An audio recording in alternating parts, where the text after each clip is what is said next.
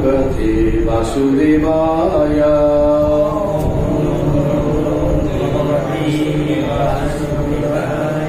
ओम नमो भगवते वासुदेवाय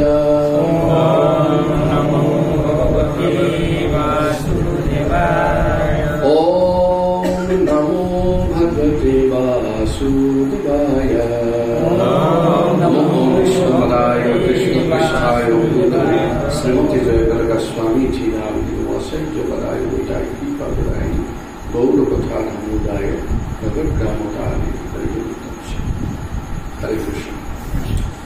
तो আপোনালোকৰ মহাপ্ৰভুৰ ইচ্ছাত আজি বিশ্বই গোট খাইছো।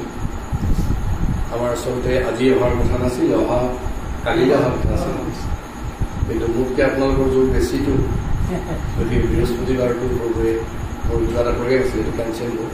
মই ৰাতিপুৱা বহুত ক'লো যদি আৰু চলি মোক ত্ৰুটি মাৰ্জনা কৰি আজি আহে ভাল হয়, ভাল লাগিছে আপোনালোক আহিছে। তো আমি আজি অহাৰ মই আচলতে কথা দিয়া মতে আপোনালোকক ঘনে ঘনে আহিব পৰা নাই, সেইটো মোৰ এটা অপৰাধ, আপোনালোকৰ ওচৰত ক্ষমা কৰিব। অলপ আজিকালি মানে অলপ অসুখীয়া হৈছোঁ আৰু তাৰপাছত চাকৰিৰ পৰা অৱসৰ পাইছোঁ এতিয়া, গতিকে এতিয়া চাগে আৰু পাৰিম অলপ আহিম আৰু আপোনালোকৰ ওচৰত আহি থাকিম। মই আজি আহিছোঁ দুটা উদ্দেশ্যত। এটা আপোনালোকৰ যিটো সাপ্তাহিক অনুষ্ঠানটো যোগ দিবলৈ, তাৰপিছত আগন্তুক যিটো আমাৰ ডাঙৰ উৎসৱ আহি আছে, এইটো হৈছে পবিত্ৰ স্নান যাত্ৰা। এই সম্পৰ্কে আমি অলপ প্ৰথমতে আমি অলপ সেই বিষয়ে জানিবলৈ, জনাবলৈ, আলোচনা কৰিবলৈ, আৰু তাৰ পাছত আমি এই স্নান যাত্ৰা অনুষ্ঠানটো যোৱা বছৰ মই আৰম্ভ কৰিছিলোঁ ইয়াত, গতিকে এই বছৰ দ্বিতীয় বছৰটো আমি আৰু অলপমান উদ্যমৰে আৰু অলপমান ভালভাৱে যাতে উদযাপন কৰিব পাৰোঁ, আপোনালোকৰ সহায় সাৰথি, সহযোগ, পৰামৰ্শ, আদেশ উপদেশ সকলো সুধাৰ্য কৰি আমি ভাবিছোঁ যে এইবাৰ অনুষ্ঠানটো আৰু ভালকৈ হওক। আৰু এইবাৰ মানে অতুল পাতগিৰি গমেই নাপাওঁ কেনেকৈ ইয়াত অনুষ্ঠানটো ইমান ভালকৈ হ'ব। তেওঁ জেগাখিনি দিছে, সেই যথেষ্ট। তেওঁক আলহী বনাই আমি এতিয়া ঘৰত সোমাওঁ, ঠিক নে? সকলো মোৰ লগত একমত নে?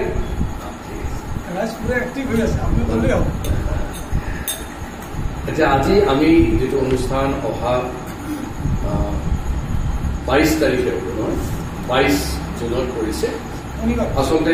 শনিবাৰ, সেইটো আমাৰ বন্ধৰ দিন, চৰকাৰী বন্ধৰ দিন পৰিছে এইবাৰ, চতুৰ্থ শনিবাৰ। গতিকে আমি সেই দিনটোত ইংৰাজী কেলেণ্ডাৰ নাচাই পেলাই যদি চাওঁ, এইটো পবিত্ৰ জেঠ মাহৰ পবিত্ৰ পূৰ্ণিমা তিথি।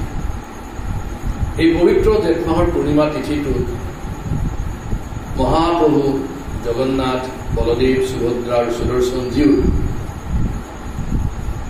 এই কলিযুগত যেতিয়া তেখেতসকলে প্ৰথম ইয়াতে অৱতাৰ লৈছিল, আৱিৰ্ভূত হৈছিল, তেওঁলোকক স্নান কৰোৱা হৈছিল। আচলতে এইটো বৰ মন কৰিবলগীয়া কথা, এইটো শাস্ত্ৰত দেৱস্নান পূৰ্ণিমা বুলি কোৱা হয়। দেৱ মানে কোন? জগন্নাথ। এক দেৱ, এক দেৱ, এক দিনে নাই দেৱ। সেই দেৱতাজনৰ স্নান হয় কাৰণে কোনো কোনো ঠাইত ইয়াত কি বুলি কৈছে? দেৱস্নান পূৰ্ণিমা। কি কয়? দেৱস্নান। আকৌ আচলতে জগন্নাথে যি কৰি যায় তাত এটা উৎসৱ হয়। আমি যে কওঁ 12 মাহৰ 13 উৎসৱ বুলি, এইটো কেৱল জগন্নাথৰ ক্ষেত্ৰতহে খাটে। নীলাদ্ৰি বিজয়, চন্দন যাত্ৰা, ৰথযাত্ৰা, স্নান যাত্ৰা, নৌকা বিহাৰ, কত যে কি উৎসৱ। জগন্নাথে যদি গা ধুৱে সেইটো স্নান যাত্ৰা উৎসৱ হৈ যায়। আমি যে দিনটোত চিটি বাছৰ পৰা, নিজৰ গাড়ীৰ পৰা, স্কুটাৰৰ পৰা কিমান গাড়ী উঠি ফুৰো নহয়, আৰু জগন্নাথে যদি গাড়ী উঠি দিয়ে লগে লগে উৎসৱ হৈ যায়। কি হয়? ৰথযাত্ৰা। আৰু এইখন গাড়ী কেনেকুৱা গাড়ী? জগন্নাথ উঠা গাড়ীটো। জগন্নাথে এবাৰে উঠে, তাৰপিছত আৰু দ্বিতীয়বাৰ সেইখন গাড়ী উঠে, ছেকেণ্ড টাইম আকৌ নতুন গাড়ী বনাই দিয়া হয়। আৰু গাড়ীখন মানে সাধাৰণ গাড়ী নহয়, পৃথিৱীৰে নহয়, বিশ্ব ব্ৰহ্মাণ্ডৰ আটাইতকৈ ডাঙৰ গাড়ী। দ্য বিগেষ্ট ভেহিকল জগতৰ প্ৰতি উঠিবতো সেইকাৰণে আটাইতকৈ ডাঙৰ গাড়ীখনে হৈছে ৰথ আৰু এই ৰথ আপোনালোকে জানে আমাৰ পৃথিৱীত যিমান ডাঙৰ ডাঙৰ মানুহ আছে তেওঁলোকৰ এনেকুৱা কোনোবা এজন মানুহ আছে নেকি যে জীৱনত এদিন মাত্ৰ গাড়ীখনত উঠি ছেকেণ্ড আকৌ নতুন গাড়ী উঠে আছে কোনোবা যিমান ডাঙৰ মানুহ নহওক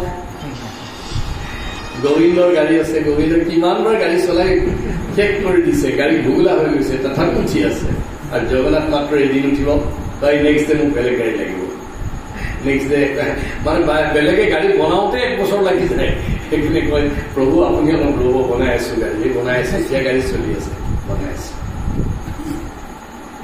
3 তলা 4 তলা 5 তলা ঘৰ সমান ওখ গাড়ী তেনেকুৱা ৰথ তেনেকুৱা ভেহিকল তেনেকুৱা বাহন পৃথিৱীত বিশ্বব্ৰহ্মাণ্ডত নাই জগন্নাথটো গতিকে গাড়ীত উঠিলে কি হয় ৰথযাত্ৰা হয় গৰম উঠে নহয় গৰম উঠিলে আমি মুখত যে পাউডাৰ সানো জগন্নাথে চন্দন সানে আৰু সানিলে আকৌ উৎসৱ হৈ যায় কি হয় চন্দন যাত্ৰা হয়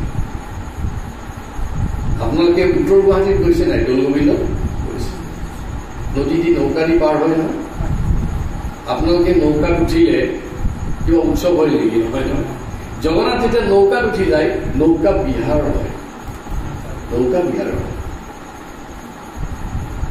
গাড়ীত উঠিলে ৰথযাত্ৰা জ্বৰ উঠে জগন্নাথৰ তাতো উৎসৱ হয় অনাচাৰ কাল হয় জগন্নাথে কাপোৰ পিন্ধে তাতো উৎসৱ হয় কাপোৰ লৈ লৈ উৎসৱ কেতিয়াবা এক ধৰণৰ কাপোৰ পিন্ধে কয় গজবেশ কেতিয়াবা সোণৰ অলংকাৰ পিন্ধে আমাৰ আইসকলে শুনিলে মানে লাজেই পাই যাব জগন্নাথে কিমান কেজি সোণ পিন্ধে জানে 200 বা 300 কেজি ওজনৰ অলংকাৰ পিন্ধে আৰু যেতিয়া সোণাবেশ হয় সোণৰ আবেশ হয় মানে যাই হওক জগন্নাথৰ যিকেই কৰে তাতেই একোটা উৎসৱ হয় চকু খুলি দিলে নেত্ৰোৎসৱ হয় এনেকে চাই হৈ জগন্নাথে নেত্ৰ উৎসৱ হৈ যায় উৎসৱ